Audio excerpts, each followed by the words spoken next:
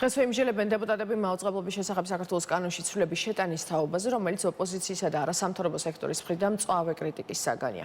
ქართული ოცნების ინიციატივა ბრიტანულ კანონმდებლობას ეყრდნობა ცვლილებების ავტორების განცხადებით.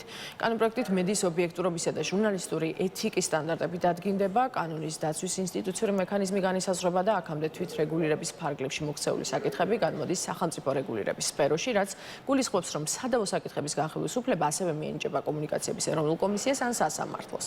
კომიტეტის ხდომაზე პირველი მოსმენით განიხილეს კიდევ ერთი კანონპროექტი მაუწყებლობის შესახებ საქართველოს კანონში ცვლილების შეტანის თაობაზე. ერთ-ერთი ცვლილება ითვალისწინებს მაუწყებლის მიერ უცხოური ძალისგან პირდაპირი ან არაპირდაპირი დაფინანსების აკრძალვას. ვინც ფულს აძლევს, ის უკვეთებს სარედაქციო პოლიტიკას. ასეთი ინტერპრეტაციით შეგვიძლია გამოვხატოთ ცნობილი გამოთქმა. ასე რომ ეს არ უნდა იყოს საქართველოში ამის დაშვება არ შეიძლება. არაფერი შემოგვაქვს ამ კანონით.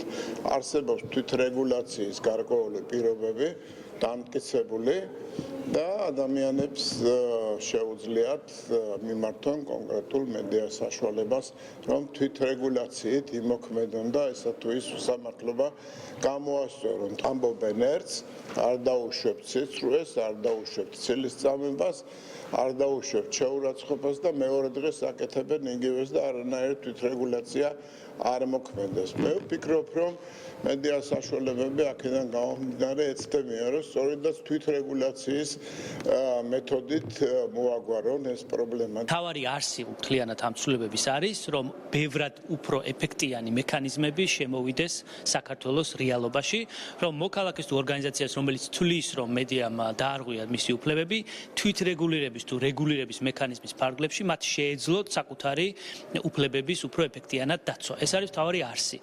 თუ რამე კონკრეტული საპარლამენტო დისკუსიები ღია, თუ ვინმეს აქვს კონკრეტული შენიშვნა, რომ ასე ჯობია თუ ისე ჯობია, ჩვენ ღია ვართ ამ ტიპის დისკუსიებისთვის.